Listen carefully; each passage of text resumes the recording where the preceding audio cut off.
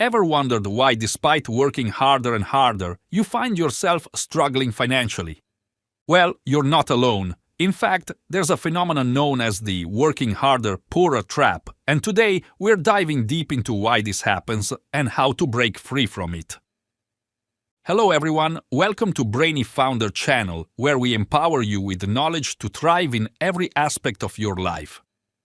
Let's talk about the myth of working harder leading to financial success. Many of us have been conditioned to believe that putting in endless hours at work will eventually pay off in the form of wealth and prosperity, but the reality is often quite different. You see, when we get caught up in the cycle of working harder, we're essentially running on a hamster wheel. We're expending all our energy and time, but we're not actually moving forward financially. Instead, we're stuck in the same place, or worse, falling behind. Do you want to know why we're working harder but still makes us poorer? Let's go. Chapter 1 – Introduction. So it is that, at its base level, the concept of work harder, earn more becomes nothing short of repellent for many individuals, a stark paradox and an enormous paradox that encases the value work could pay. But does greater work always bestow wealth in larger measure? Maybe the traditional narrative is that it is in direct ratio to the harder you work, the more you earn. However, such an illustration is not able to encompass all factors that lead to great disparity in financial health. The present world of work involves a wide array of socio-economic factors. Globalization, technological advancement, and restructuring of markets have created paid employment and self-income generation. From now on, though of course labor still absolutely counts, by no means can hard work be the single foundation of one's quest for financial success. Since working harder is generally imagined as resulting in wealthier outcomes, in general, one is pointing away from systemic inequalities and ableist policies to the numerous barriers that prevent many people from upward mobility. Major factors are the access and quality of education, social background, and systematic biases, which may influence if one is capable of successfully pulling themselves out of poverty or staying in it. Chapter 2 – The Trap of Trading Time for Money. One of the fundamental reasons why working harder can make you poorer is the trap of trading time for money. This trap is a common scenario in traditional employment models where individuals exchange their time and effort for a fixed rate of pay. While this arrangement provides immediate financial compensation, it often comes at the cost of long-term wealth accumulation and financial freedom. Where they operate in a pretty standard 9-to-5 construct under the employment of an employer, they are normally paid by the hour. Kind of, even if their wage is purely proportionate to how long they can physically be at work and not how hard or efficiently they work. This curtails the amount that they are able to earn. After all, there is only so much time in a day. Another problem is that of the leverage and scaling principle of trading time for money. While the employee can use his resources to get employed and start getting money, business owners and investors can use their resources to create an income that doesn't depend on the amount of time used. This then enables such people to later invest in scalable businesses or set systems that generate their income on autopilot. Moreover, the trap of trading time for money can keep us in a vicious circle of dependence on earned income. Many people are trapped by working in jobs that do not satisfy them as a result of the paycheck of which they are dependent upon to be constant for paying their living expenses. Such a dependency that comes with earned income can arrest your personal and professional development, since you might be terribly afraid to even come near opportunities that are not traditional employment. To be in a position to escape the rat race, then, one is supposed to consider other sources of earning a living that have the capability of giving them the flexibility to work willingly and also comfortably, room for scaling up. This may be in the form of having a side business, investment in an income-generating asset, or even acquiring high-paying knowledge and skills. This makes sure that there is a diversity of income and also cuts the exchanged time for money, hence reducing the risk of loss and leading to long-term financial success. Chapter 3: Diminishing returns on effort. Another key factor related to the phenomenon of working harder to become poorer is the idea of the diminution of returns for effort. The superficial idea has been that through working longer and generally much harder, one is to achieve another important factor related to the phenomenon of working harder, overall increase in productivity and financial success, but with it, the substantive dealing of it and the law of diminishing returns come right into focus. First, productivity and outputs will raise significantly when people do increase effort or alternatively increased investment of time to a task or project. At such a point, gains are rapid to the response given to extra effort put in the resultant apparent paybacks received in kind. This theory of diminishing returns of effort can be explained with a number of reasons. For instance, it is the cause of burnouts, where people get to feel the setting in of fatigue. Working long hours and or not taking time off to rest ever so often in one's quest for achieving something can result in burnout that is physical and mental and ultimately reduce productivity and performance. Added to this, as people grow tireder, their continued contemplative production gets reduced for keeping focus and being efficient. Besides, there is a general law of diminishing paybacks for effort. When given a very repetitive task, for example, people will have a tendency to have developed the easiest and most productive methods by which time they invest a lot of time and energy in the task. Further subsequent efforts can offer marginal or diminishing returns where they are not accompanied with innovations or improvement of approach. Besides, it brings in the issue of work-life balance, which is useful with the diminishing returns on the law of effort. Therefore, when a person keeps straining the body for even heavier work without the proper chance for rest and renewal, he or she would not be able to get only diminishing productivity. They would also get diminishing returns in the measure of health and happiness. The integration of approaches should insulate the diminishing returns on effort. This might involve realistic goal setting, prioritization of tasks, taking time out for yourself, and other self-care behaviors with the recognition that too much effort runs into immediate bounds and gains and at best can allow for a long-term gain in productivity. In other words, this is the way how a person can avoid going into the world that today most people follow, work hard and become poor. Chapter 4: Lack of focus on value creation.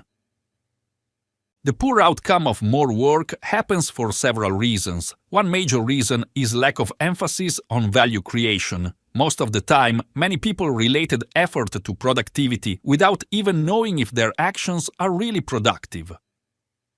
This disconnection of the activity from value ends up wasting time and resources, which finally reduces one's monetary success. Value creation, on the other hand, means literally that, the creation of something that people want or need, be it goods or services, or even specific results that people can't produce for themselves. This is in the sense of giving something of worth to customers, employers, or stakeholders in which they are willing to some degree to part with their money for. But, in the hustle of working harder for something on some level, they forget this ground rule and work harder for the sake of working. These are amongst some of the benchmarks common in the evaluation of performance in an employee displayed in the traditional workplace setting, either the employee's work hours, the volume of tasks completed, or even the capacity to deliver projects on time. Such metrics are no doubt necessary to measure productivity, but necessarily do not communicate the actual value a man's effort delivers. He can really have trouble working round the clock, and yet a concern and in general, the organization must be doing all works. If the works do not really matter much to concern and the organization, such a person might waste time and energy. Besides, busyness often goes for productivity since there is no clear line of sight between activities and value delivery. This is equated to being productive. Most people fill their days and weeks with a mess of activities, meetings that go on without stopping, never have stopped to think if this really makes the needle move. It creates a spiral of inefficiency and burnout, bequeathing that to all who work from the bottom up, frittering away effort and producing relatively little with it in the long run. Working harder without value addition is just such a trap, unless people are geared to creating more value. It comprises of pinpoint, very impacting undertakings and projects, elevation of activities which have a vision in order to broader goals and objectives, always tune into innovation and improvement. This will mean to ensure every person focuses in ensuring what they do assures adding real value to customers, employers, or stakeholders so that people at the end of it all can have some meaningful sunshine and reward from efforts. People should also ensure they nurture a culture of accountability and results-based oriented work environments. For instance, if people work 12, 15 hours a day, it should not be the case to ensure work successful. This can be summarized that it's not enough to measure inputs of people worked by the employees. Organizations should in fact measure outcomes and value from their effort. Hence, in the realization of the concept, it enables organizations to create a nurturing culture of creative thinking, innovation, and results along the way, in a manner that allows individuals to work smarter as opposed to harder, creating the avenue for more financial success for all concerned. Chapter 5: Ignoring Passive Income Opportunities. One of the primary reasons that working harder can actually lead you to become poorer is simply due to the fact that you end up overlooking the opportunities in passive income. Passive income is defined as an income that is developed from sources that do not require active, ongoing efforts and time once it is set up. For example, while active opportunities spring directly from regular and direct trading or business activities, passive opportunities can easily see one earning for life. The fact is that since passive opportunities come with aesthetic appeal, chances are high that its superior stoic power in growing your wealth extends to not more than 1% of you. In reality, most of you are too caught up in the chase for earned income in the form or average employment salaries and wages. Active income always comes with immediate compensation, but with a ceiling of concrete earnings, and the more time you put in, the more income comes out. Meanwhile, the tendency of passive income is for offering more scalability and more leverage. According to the approach, with the income-generating avenues of rental properties, dividend stocks, or even an online business, the income comes that doesn't demand constant input, but rather grows with the passage of time. It assures one of different sources of income to provide them a possibility to diversify and hence reduce their overdependence on one, which might risk their financial doom. More so, passive income could pave the way forward toward financial freedom and financial independence. While the old ways of working demanded one's time and presence, income from passive sources makes room for making money in one's absence, meaning apart from creative royalties, affiliate commissions, subscription fees, among others, people actually get to earn passively while doing something else.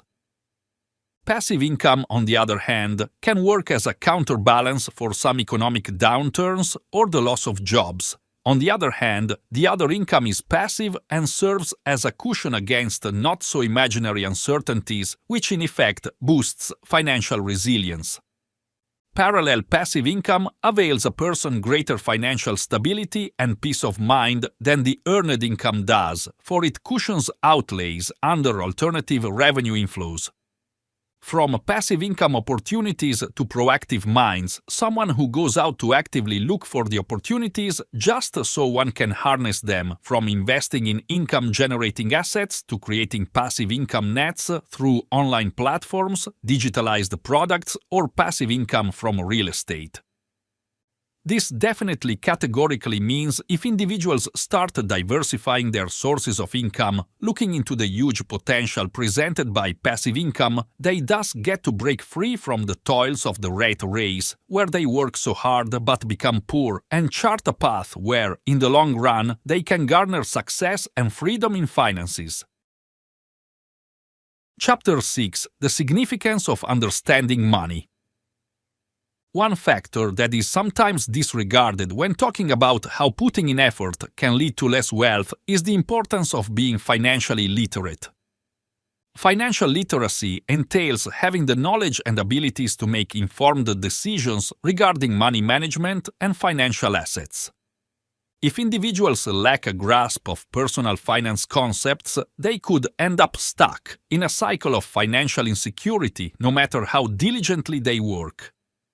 Understanding finances involves aspects like budgeting, saving, investing, managing debt, and planning for retirement.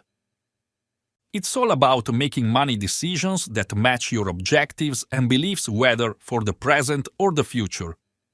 Regrettably, a lot of people don't have knowledge, which can harm their financial health. Financial literacy is crucial because it helps people steer clear of money troubles that can cause difficulties.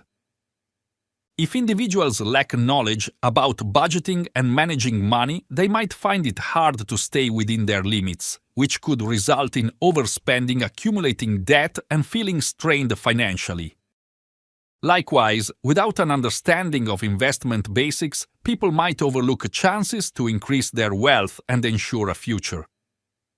Additionally, having a grasp of knowledge enables people to make well-thought-out choices regarding significant financial events, like purchasing a house, planning for retirement, or saving for their children's education.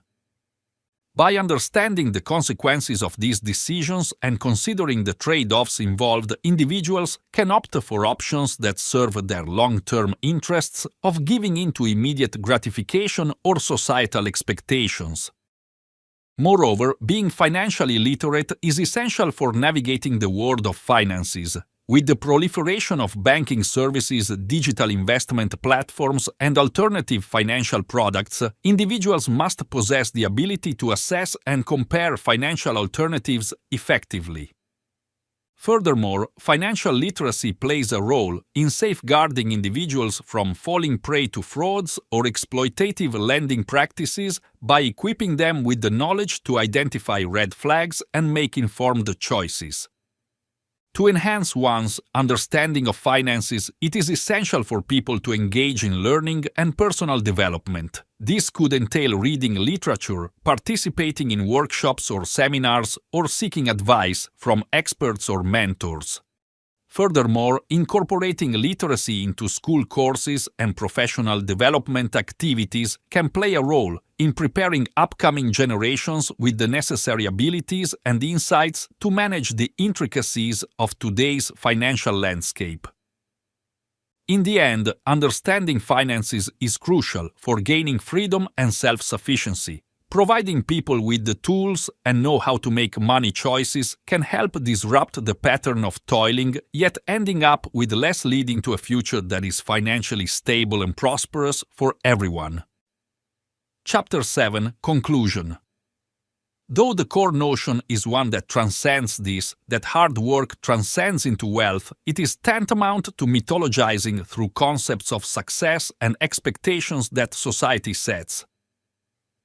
In regarding this, the phenomenon of working hard poor, it is detailed, is a trap following from trading time for money, diminishing returns on effort, not focusing one's energy on making better operating systems, and always creating more value, ignoring opportunities for passive income, and having little or no financial literacy. This quickly sums up the long assumption that hard work equals financial success is way too simple and does not hold much of a clear observation on what life is all about in the modern world. Hard work cannot, of course, be undermined, but that has to be along with strong strategy, value creation, and focus on the long-term accumulation of wealth. Therefore, individual wealth strategies have to naturally change if they have to break free from the cycle that is more of working harder to become poorer. But above all, individuals must start to prioritize those activities that have shown results on building substantive value in a diversified manner by taking opportunity of income generating through passive ways, and above all, constantly sharpen their acumen by being diligent on the aspect of financial literacy.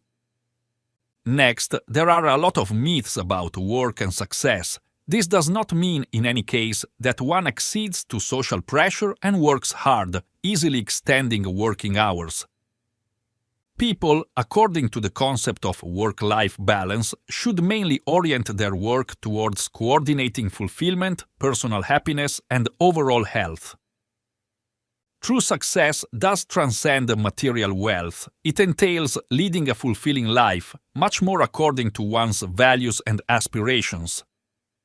Embrace these wonderful concepts of value creation, passive income, and financial literacy, and one can't help but be put on the right course towards more financial security, freedom, and success. If you're stuck in a rut of putting in effort but not seeing any progress, it's time to make a change.